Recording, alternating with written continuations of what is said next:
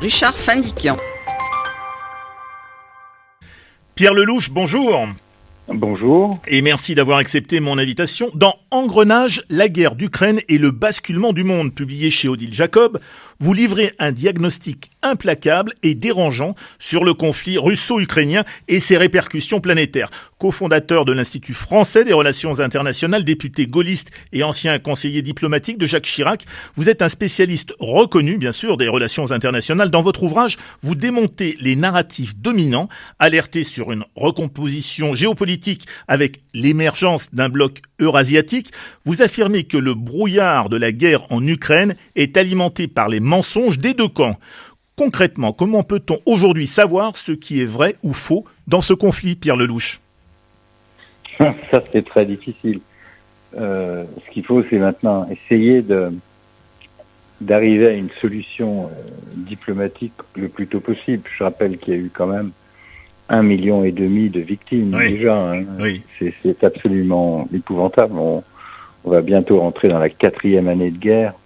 Et comme je l'écris dans le livre, à mesure que cette guerre dure, les risques d'escalade augmentent et on voit maintenant apparaître de nouveaux risques.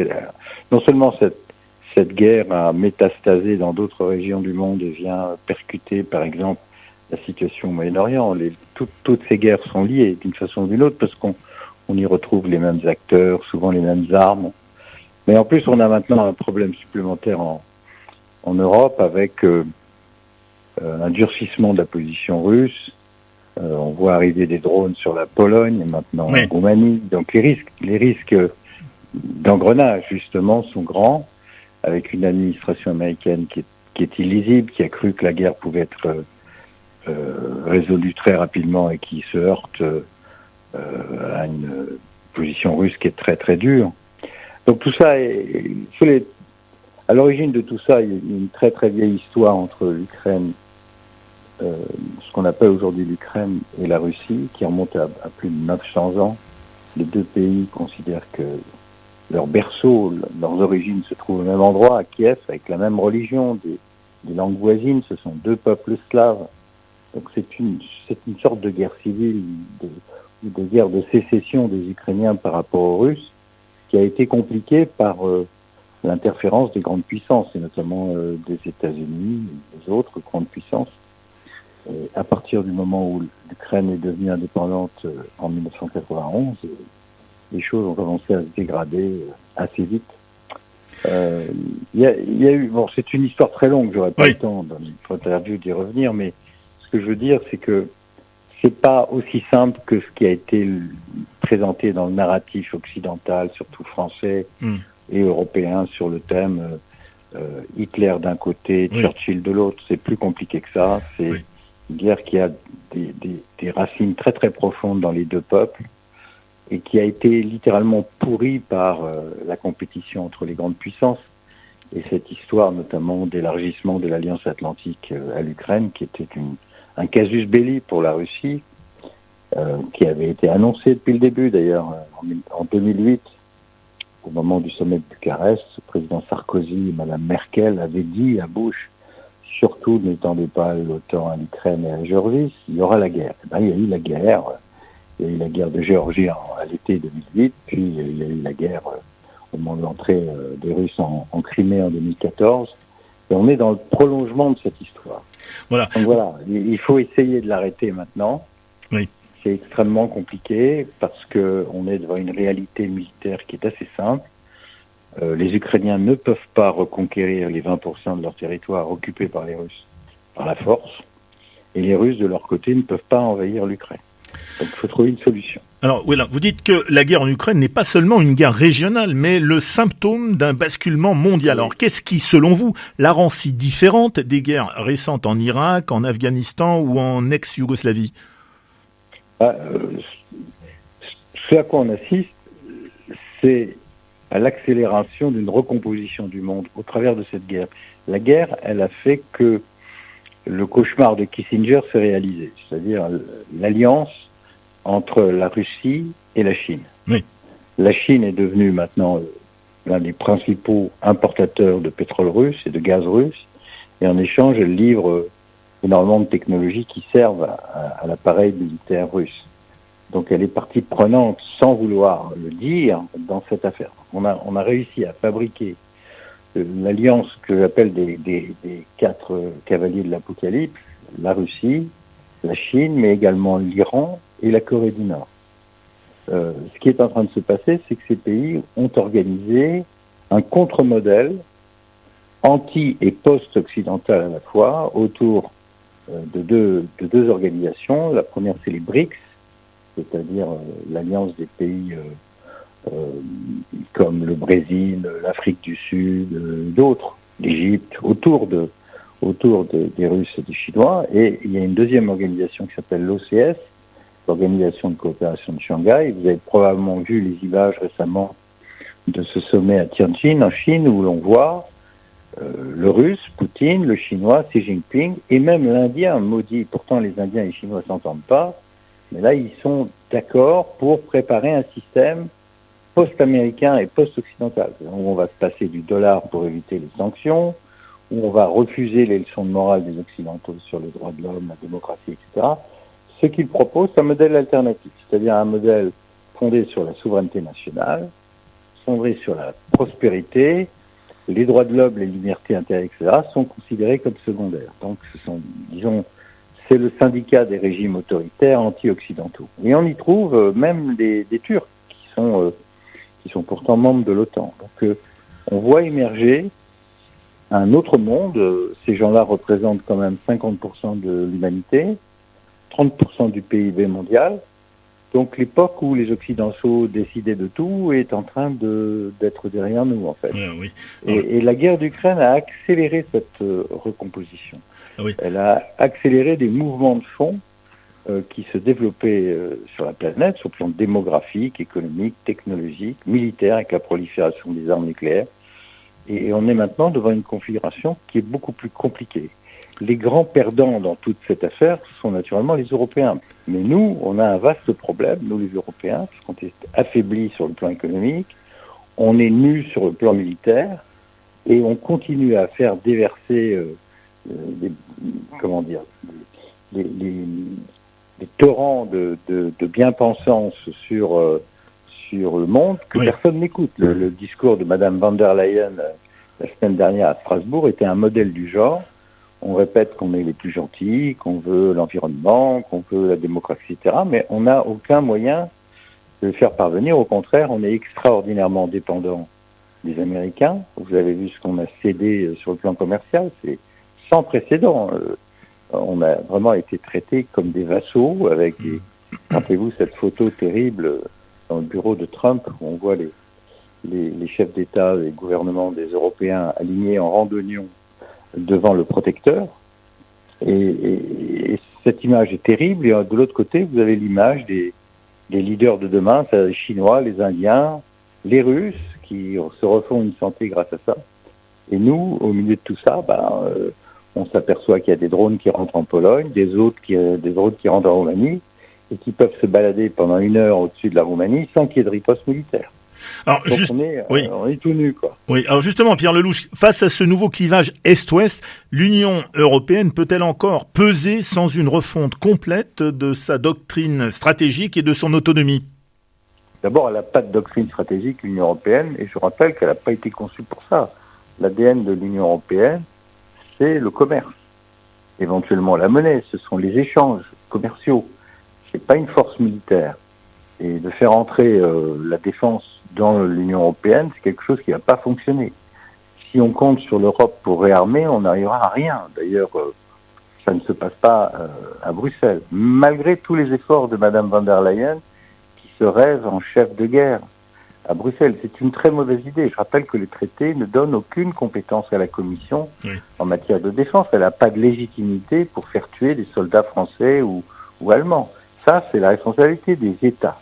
Et ce qui est en train de se passer, c'est que ceux qui ont de l'argent sont en train de réarmer, ceux qui n'ont pas d'argent ne le font pas. Le hiatus entre la France et l'Allemagne, à cet égard, est extrêmement frappant. Macron veut jouer le chef d'orchestre, l'architecte de l'Europe de la défense. Mais il n'y a plus un rond en France. La réalité, elle est là. Quand il a fallu trouver 3,5 milliards de plus dans le budget de la défense, C'est le président lui-même qui a proposé de supprimer les 2 jours de fête, vous savez, les 2 jours proposés par Bayrou, qui sont maintenant ravalés par Monsieur Lecornu. Oui. Donc il n'y a plus d'argent. De l'autre côté du Rhin, en revanche, vous avez un gouvernement allemand qui a annoncé 500 milliards d'euros pour réarmer l'Allemagne. Donc très vite, l'Allemagne va être à nouveau la puissance militaire la plus importante d'Europe. Alors justement, face à cette perte de vitesse, quelle décision, selon vous, quelle décision forte devrait prendre le président français s'il voulait vraiment redonner à la France un rôle dans ce nouveau monde ? Moi, le conseil qui donnerait, ce serait de partir. Il faut absolument clarifier les choses au plan politique et faire en sorte qu'on puisse repartir de l'avant. Parce que tant que nous restons en calamité dans cette crise politique où il n'y a pas de majorité à l'Assemblée et aucune décision ne peut être prise sur rien de sérieux, parce qu'il n'y a pas de majorité, alors le pays va perdre encore 2 ans. Et l'histoire ne nous attendra pas. Donc si vous me dites quel est le meilleur service qu'il peut faire, il devrait partir et faire en sorte qu'il y ait une clarification politique et un débat devant les Français sur la nécessité absolue de reprendre le contrôle de notre politique extérieure, d'investir massivement dans l'armée, de recommencer un vrai programme de réarmement coordonné avec nos voisins. Parce que l'avenir, c'est quoi ? C'est le réarmement des principales puissances européennes, la France, l'Angleterre, l'Allemagne, la Pologne, faire en sorte que ce soit cohérent, que les armes produites soient produites en Europe et non pas achetées aux États-Unis. C'est ça qu'il faut faire, et très vite. Si on arrive à faire ça, on aura dissuadé la Russie et en même temps donné une chance à l'Ukraine de se reconstruire après-guerre. Parce qu'en plus, il faut savoir, nous avons pris la responsabilité de donner à l'Ukraine un statut de candidat à l'Union européenne. Ça veut dire que nous serons appelés à payer pour la reconstruction. Il faut savoir que ça, c'est de l'ordre de 700 milliards d'euros. Oui. Et rien que l'année prochaine, les Ukrainiens demandent 120 milliards d'aides. Et vous dire les efforts financiers qui doivent être trouvés et les décisions très très importantes qui doivent être prises. Mais faire semblant, comme on fait aujourd'hui, rester inerte avec un pays affaibli sur le plan économique, qui a perdu toute crédibilité en matière financière et économique à cause des déficits que nous avons et surtout de notre incapacité à régler ces déficits, alors que tous les autres l'ont fait, y compris les Portugais, les Italiens et les autres. Ça affaiblit grandement le poids de la France dans la réorganisation de la géopolitique de l'Europe aujourd'hui. C'est ça qui m'inquiète le plus. Les problèmes sont immenses et notre pays n'est plus au rendez-vous. Il parle, on est dans la palabre, on est dans l'incantation d'une puissance forte, etc. Mais tous nos voisins savent qu'on n'est plus vraiment dans la course, qu'en matière d'aide à l'Ukraine, par exemple, on est à la hauteur du Danemark. C'est ça la réalité. Oui. Pierre Lelouch, vous revendiquez de l'héritage gaulliste. Alors quel regard portez-vous sur la disparition progressive de cette tradition diplomatique ? Ça fait partie de la crise très profonde de notre pays, qui est une crise identitaire, qui est une crise de société. Nous avons ce qui se passe en France et qui rend les Français très très malheureux, c'est le sentiment de dépossession. Oui.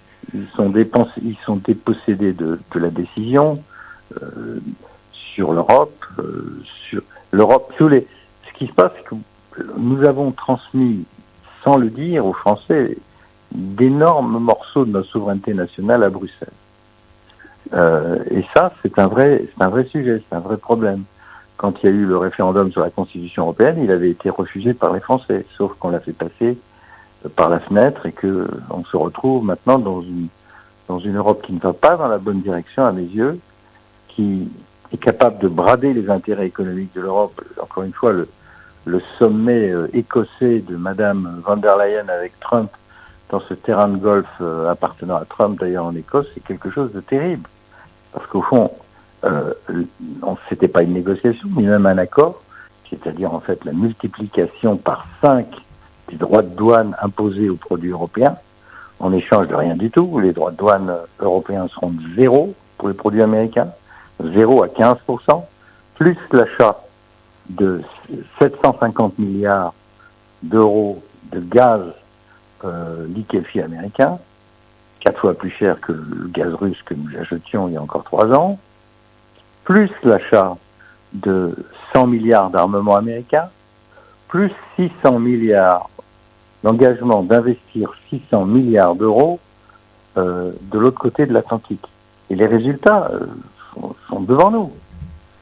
C'est-à-dire, par exemple, l'arrivée massive des entreprises américaines pour vendre du nucléaire dans tous les pays d'Europe centrale. Il y a encore eu aujourd'hui l'annonce dans le Financial Times, triomphante d'ailleurs du Premier ministre anglais, de 12 centrales nucléaires américaines à construire en Angleterre. Alors que nous sommes en train de vendre une ou deux centrales. Donc, le déplacement du centre de gravité économique vers les États-Unis n'est pas du tout dans l'intérêt de l'Europe. Donc, il faut absolument remuscler tout ça d'urgence et reprendre le contrôle de la Commission. Ça, c'est Madame von der Leyen et la Commission font ce qu'ils veulent, tout simplement parce que les États laissent faire. C'est ça le drame. Pierre Lellouche, dernière question. Dans un contexte d'hyperpolarisation, existe-t-il encore une fenêtre pour une solution diplomatique réaliste ou sommes-nous engagés dans une guerre d'usure sans horizon ? Je pense qu'on peut arriver à un moment ou à un autre, il y aura une... Vous savez, la Russie, ça fait partie de l'histoire de l'Europe. En tout cas, depuis le congrès de Vienne, ils sont en Europe et ils vont pas déménager. Donc, il va bien falloir qu'on trouve le moyen d'organiser un système de sécurité en Europe où tout le monde s'y retrouve, où les intérêts de sécurité de tout le monde soient respectés. C'est ça qu'il faut arriver à faire. Et dans un premier temps, trouver les moyens de faire cesser cette guerre qui est extrêmement meurtrière, et ensuite trouver les garanties de sécurité pour tout le monde, de sorte qu'on puisse repartir sur une autre trajectoire que l'affrontement direct qui ne profite à personne en réalité. Donc c'est ça qu'il faut essayer de bâtir. C'est très compliqué parce que beaucoup d'erreurs ont été commises, parce qu'on continue. C'est compliqué pour l'Europe. Moi, je suis frappé par ça. Nous, les Européens, on fait assaut d'obséquiosité, de flatterie à l'égard du président Trump qui nous méprise, et son administration aussi. On fait assaut des termes les plus durs à l'égard de Moscou, traité de monstre, de je sais pas quoi, d'ogre, de menaces existentielles pour nous, etc. Mais en même temps, on fait rien. Donc, ce qu'il faut, c'est, encore une fois, essayer de rebâtir la puissance économique de l'Europe qui est en train de décrocher des États-Unis. C'est vrai, notamment dans tout le domaine des services et de la haute technologie. Là, c'est catastrophique. De l'espace, on est en train d'être décroché complètement. Donc, il faut absolument relancer la machine européenne sur le plan économique, et française aussi. Quand je dis européenne, je pense d'abord à la France, parce que l'Europe, c'est rien d'autre que l'assemblage des différentes capacités européennes. Donc, il faut qu'on relance notre économie, qu'on remette la France au travail, qu'on réarme en même temps. Et si on fait tout ça, on sera respecté à nouveau. Et on aura les conditions d'un accord avec aussi bien les États-Unis que la Russie. Mais si on continue à être faible et à se réfugier sous l'ombrelle américaine, alors que les Américains n'ont qu'une idée, c'est de partir, ça ne peut pas le faire. Ça va accroître, au contraire, les risques sur notre continent. En rompant avec les récits simplistes et les réflexes automatiques des chancelleries occidentales, vous nous invitez, Pierre Lellouche, à regarder le monde tel qu'il est et non tel qu'on voudrait qu'il soit. Derrière la guerre en Ukraine, c'est une bascule d'époque que vous décryptez dans ce livre, un déplacement des plaques tectoniques du pouvoir mondial. Je rappelle le titre de votre ouvrage, Engrenage, la guerre d'Ukraine et le basculement du monde, et c'est publié chez Odile Jacob. Mille merci à vous, Pierre Lellouche. Merci beaucoup, monsieur. Au revoir. Au revoir. Richard Findiquian.